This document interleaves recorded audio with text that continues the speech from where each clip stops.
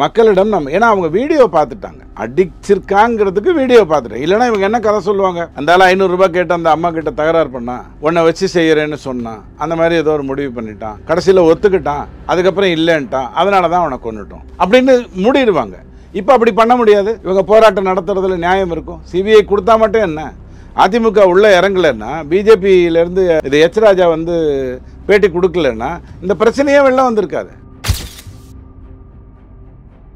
அதாவது நீங்கள் ஒன்று புரிஞ்சுக்கோங்க, இந்த 50 லட்ச ரூபாய் பேரம் பேசினாங்கன்னு சொன்னீங்க இல்லையா, பேரத்துக்கு படிஞ்சிருந்தா இது 25வது சாவா ஆயிருக்குமா? பேரத்துக்கு அவங்க படிஞ்சிருந்தாங்கன்னா இந்த 25வது சாவே உங்களுக்கு தெரிஞ்சிருக்காது. பேரத்துக்கு படிந்தது 750 கேஸு, பேரத்துக்கு படியாதது 25 கேஸு. அப்படித்தான் நீங்கள் புரிஞ்சுக்கணும். இவருக்கு என்ன நியாயம், இவருக்கு என்ன நியாயம், இவருக்கு என்ன பண்ண போறீங்க, இவருக்கு என்ன பண்ண போறீங்கன்னு பெரிய அளவில் அதை கொண்டு போகணும். அன்ஃபார்ச்சுனேட்லி அதை வந்து அதிமுகவும் பிஜேபியும் மிகப்பெரிய அளவில் திமுகவுக்கு தெரிந்த வகையில் கொண்டு போக மாட்டேங்குது. திமுக அடுத்த நாள் பிரிண்டிங் ஷர்ட்லாம் போட்டுக்கிறேன். அஜித்குமார் செத்தா என்ன, சாவாட்டி என்ன, உடனே அஜித்குமார் பிரிண்டட் டிஷர்ட் வந்துடும். நம்ம பாக்யராஜ் பையன் வருவான், அவன் வந்து டிஷர்ட் போட்டு வருவான். சித்தார்த் வருவான், சூர்யாப்பாவும் ஜோதிகாவோட கொஞ்சம் சுற்றிக்கிட்டு இருக்காரு, அவரும் வருவார், எல்லாரும் வருவாங்க. அந்த வேலையை செய்யறதாரு? உங்கள் கம்பெனியை தட்டி ஒருத்தர் வரணும், சார் இந்த மாதிரி இந்த டிஷர்ட் போட்டுக்கோங்க சார், அஜித்குமார் சாவடிச்சது எவ்வளோ கொடுமை இல்லை சார், எடப்பாடி பதவியில் இருக்கக்கூடாது சார், நீங்கள் என்ன சார் சொல்கிறீங்க அப்படின்னு நீங்கள் சொல்கிறீங்களா, அதை கொண்டு போய் சேர்க்கணும். இந்த வேலையை செய்யறதுக்கு அதிமுகவுக்கும் பிஜேபிக்கும் தெரியல. இந்த அயோக்கியத்தனெல்லாம் ஒரு சாவை வைத்து கொண்டு பண்ணுற வேலையெல்லாம் இவங்களுக்கு தான் நல்லா தெரியும். கனிமொழி அம்மா மெழுகுவத்தி போடுறதும், 4-5 பேரை விட்டு கோலம் போடுறதுக்கு ரோடே கிடையாது, கோலம் போட வச்சு அதை போஸ்டர் ஆக்கி எல்லார் வீட்டிலும் கோலம் போட்டார்கள்னு வெளியில் சொல்கிறதும், இந்த வேலையெல்லாம் திமுகவுக்கு தான் தெரியும். உங்களுக்கு எப்படி தெரியும்? சுருக்கமாக சொன்னால் அலிபாபா 42 தான் அந்த கிராஸ் போட்டால் என்னன்னு தெரியும். இவங்க பிஜேபி வந்துருவாங்கன்னு ஏன் பயப்படுறாங்க? பிஜேபி வந்துருச்சுன்னா இது மொத்தத்தையும் களைஞ்சு எடுத்துரும். இந்த வேலையே இருக்காது, இந்த சால்ஜாப்பு வேலையே இருக்காது. அதை நீங்க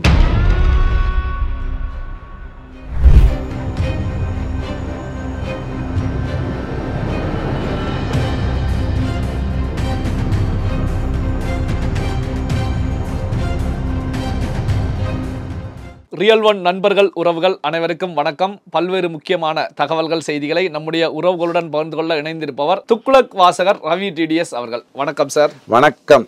இப்போ இந்த அஜித்குமார் டெத் விஷயத்தை பொறுத்த வரைக்கும் சார், இப்போ சிபிஐக்கு வந்து இந்த விஷயத்தை வந்து தமிழக முதலமைச்சர் மாத்துறாங்க அப்படின்னா, அப்போ தமிழகத்தில் எதிரில் இருக்கக்கூடிய கட்சிகள் இந்த விஷயத்தை பெரிய அளவில் எடுத்து களமாட போறாங்க. திமுகவுக்கு 2026 தேர்தலில் நெருக்கடி ஏற்பட போகிறது. அதாவது கடந்த காலத்தை எடுத்துக்கிட்டோம் அப்படின்னா, தூத்துக்குடி சாத்தான்குளம் விவகாரம் நமக்கு தெரியும். திமுக எந்த அளவுக்கு களமாடினாங்க, எடப்பாடியார் அவர்களுடைய அரசு வீழ்ச்சி அடைவதற்கு இதுவும் ஒரு முக்கிய காரணமாக இருந்தது. அதே போல இந்த விஷயம் மாறப்போகிறது.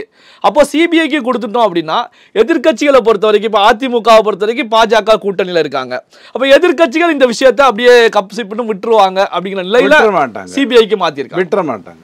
சிபிஐக்கு கொடுத்துட்டா விட்டுருவாங்கங்கிறது ஒரு போக்கு தான். நான் ஒரு உதாரணத்துக்காக சொல்றேன். நான் எப்போதுமே சில வழக்குகளில் வந்து மக்களுக்கு ஈஸியாக புரிஞ்சிருமான்னு பார்ப்பேன். இப்போ ஜெகத்ரேஷ் ஐயா வீட்டுக்கு போறீங்க, அவர் ஒரு பல் மருத்துவ கல்லூரியில் வந்து பிணவரைன்னு ஒன்று வச்சுருக்காரு. அதுவே ஆச்சரியமாக இருக்குது. பல்ல பிடுங்குறவன் யாராவது பிணவரை வச்சுருப்பானு தெரியாது. ஏதோ இடமில்லாதனால பாவம் ஏழை அந்த இதுக்குள்ளேயே கட்டிட்டார், பிணவரையே கட்டிட்டார். அதுக்குள்ளே பணத்தை வச்சுட்டு இருந்தார்.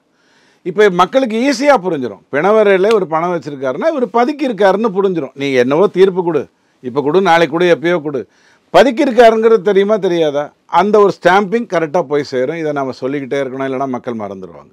அடுத்தது நீங்கள் பொன்முடி ஐயாக்குவாங்க, அவர் தப்பாக பேசினாருங்கிறத திரும்ப அவர் அமைச்சரவையிலேருந்து நீங்கள் நீக்கிட்டீங்கன்னா, ஏன் நீங்கள் நீக்கினீங்க? முதல்ல அவர் கேவலமெல்லாம் பேசியிருக்காரு.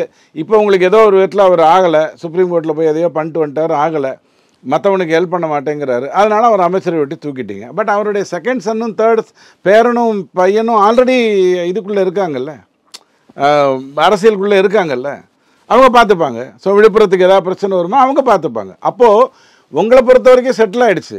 ஆனால் நான் அதை எடுத்துகிட்டு போய் சொல்லணும், பொன்முடி இதை சொன்னார், இப்படி கேவலப்படுத்தினார்னு சொல்லணும். அந்த மாதிரி தான் இந்த திருபுவனம் கேஸை கூட மக்களிடம் நம்ம, ஏன்னா அவங்க வீடியோ பார்த்துட்டாங்க, அடிச்சிருக்காங்கிறதுக்கு வீடியோ பார்த்துட்டேன். இல்லைனா இவங்க என்ன கதை சொல்லுவாங்க, அந்த ஆள் 500 ரூபாய் கேட்டு அந்த அம்மா கிட்ட தகராறு பண்ணா, உன்னை வச்சு செய்கிறேன்னு சொன்னான், அந்த மாதிரி ஏதோ ஒரு முடிவு பண்ணிட்டான், கடைசியில் ஒத்துக்கிட்டான், அதுக்கப்புறம் இல்லைன்ட்டான், அதனால தான் அவனை கொன்னுட்டோம் அப்படின்னு மூடிடுவாங்க. இப்போ அப்படி பண்ண முடியாது. இவங்க போராட்டம் நடத்துறதுல நியாயம் இருக்கும். சிபிஐ கொடுத்தா மட்டும் என்ன?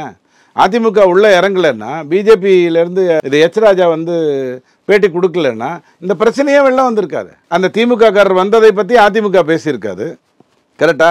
அதிமுக இந்த மாதிரி நான் இந்த வீடியோ எடுத்துகிட்டு வந்ததை காட்டுறதுங்கிறத வந்து பிஜேபியால் பண்ண முடியாது. அதிமுகவுக்கு தான் அந்த சாமர்த்தியம் உண்டு. கூட்டணியில் அழகாக பண்ணியிருக்காங்க. அதுதானே முக்கியம். இல்லைன்னா தூங்கிட்டு இருக்கிற விஜய் எதுக்கு வர்றாரு இப்போ? இல்லைன்னா இந்த பிரச்சனையில் அவர் வாயை திறந்துருக்க மாட்டார். எழுச்சியை கொண்டு வரணும். அதில் எந்த மாற்று கருத்தும் கிடையாது. இல்லை, நான் கேட்டது என்னன்னா சார், வந்து இந்த விஷயத்தை பொறுத்த வரைக்கும் அரசியல் கட்சிகள் கையில் எடுக்கிறாங்க அப்படின்னா மக்கள் போராட்டம் பெரிய அளவில் வெடிக்கும். என்ன அப்படின்னு பார்த்தீங்கன்னா, ஒரு குடிமகன், அதாவது ஒரு காவலாளியாக வேலை பார்க்கக்கூடிய ஒருத்தர் அடித்து கொல்லப்பட்டிருக்கிறார். அதாவது இப்போ போலீஸாரை பொறுத்த வரைக்கும் வந்து ஒரு காட்டு மிராண்டித்தனமாக செயல்பட்டிருக்காங்க. அதாவது விசாரணை என்பது வேறு, கொலை செய்யப்படுவது கொல்லப்படுவது அப்படிங்கிறத வந்து யாருமே ஏற்றுக்க மாட்டாங்க. ஸோ அப்படியான ஒரு சூழ்நிலையில் மக்கள் போராட்டமாக வெடித்தால் திமுகவுக்கு பெரிய நெருக்கடி ஏற்பட போகுது. விஷயத்துக்கும் மக்கள் போராட்டம்ங்கிறது வராது. மக்களுக்குள்ள கோபம் வரும். திருப்பரங்குன்றம் மாதிரி வரும்போது அந்த எழுச்சியை நீங்கள் பார்ப்பீங்க. பழனி மாநாடுன்னு மாதிரி வரும்போது அந்த எழுச்சியை நீங்கள் பார்ப்பீங்க. அதாவது வந்து ஒரு ஆள் கரெக்டாக போயிட்டுருக்கிறான், என்னால் வேலையை விட்டுட்டு ஒவ்வொரு போராட்டத்துக்கும் நான் அவன் பின்னாடி போக முடியாது. இப்போலாம் கட்சியை சார்ந்தவர்களே வர்றதில்லை அப்படி போராட்டத்துக்கு. ஸோ இந்த மாதிரியான விஷயங்கள் எல்லாம் உள்ளே பொங்கி பொங்கி பொங்கி எப்போ நீங்கள் எதையாவது பிரம்மாண்டமாக பண்ணுறீங்களோ ஆதரவின் மூலமாக வரும். அப்படி தான் நீங்கள் பார்க்கணும். நாளைக்கு தேர்தலுக்கு 3 மாதம் முன்னாடி குறைஞ்சபட்சம் 6 இடத்துல மோடி வந்து கூட்டம் நடத்துவார். 18 இடத்துல அண்ணாமலை கூட்டம் நடத்துவார். அந்த 18 இடத்துலையும் கூட்டம் பொங்கி வரும். அப்படித்தான் நீங்கள் அதை பார்க்க முடியும். வேற எந்த விதத்துலையும் உங்களுக்கு எல்லாத்துக்கும் அந்த மாதிரி பண்ண மாட்டாங்க. ஏன்னா அவனுக்கு வேலை இருக்குது. இல்லை, என்னென்ன சார் வந்து பார்த்தீங்கன்னா, இப்போ இதுவரைக்கும் 24 லாக்அப் டெத்துகள் நடந்திருப்பதாக எதிர்க்கட்சி தலைவர் எடப்பாடி பழனிசாமி அவர்கள் கூட சுட்டி காட்டியிருக்காங்க.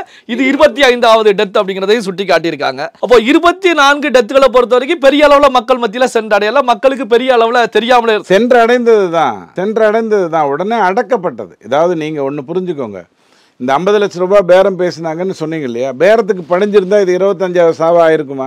பேரத்துக்கு அவங்க படிஞ்சிருந்தாங்கன்னா இந்த 25வது சாவே உங்களுக்கு தெரிஞ்சிருக்காது.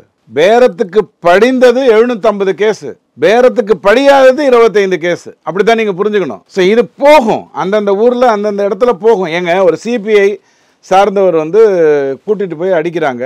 அவர் கம்யூனிஸ்ட் தான், அதுக்குன்னு ஒரு கெத்து உண்டு. திரும்ப வர்றாரு, 4 பேர் என்ன அப்படின்னு கேட்குறாங்க, அவர் தற்கொலை பண்ணிட்டு செத்து போகிறாரு. இது பிரச்சனையாகாதா?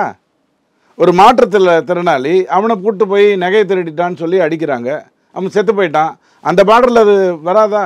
அதை கொண்டு போய் சேர்க்க வேண்டியது இந்த மக்களுடைய வேலை. யார்? அதிமுகவுடைய பிஜேபியோடைய வேலை. எந்த ஊரை சார்ந்தவருக்கு இப்படி நடந்ததோ அந்த 25 தொகுதிகளிலும் அவர்களை காட்டி இந்த மாதிரி லாக்அப் டெத்து தான் உனக்கு வேணுமான்னு கேட்கணும். வேறு வழியே கிடையாது. நீங்கள் சாமியை நம்புறதுல 3 விதம் இருக்குங்க.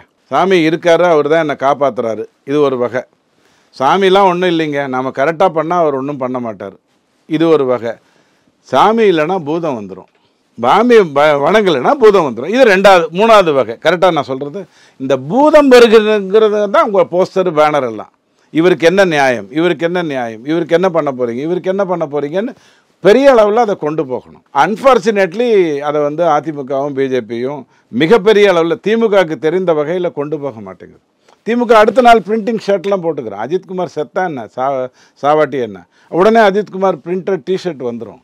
நம்ம பாக்யராஜ் பையன் வருவான், அவன் வந்து டிஷர்ட் போட்டு வருவான். சித்தார்த் வருவான், சூர்யா பாவம் ஜோதிகாவோட கொஞ்சம் சுற்றிக்கிட்டு இருக்காரு, அவரும் வருவார்.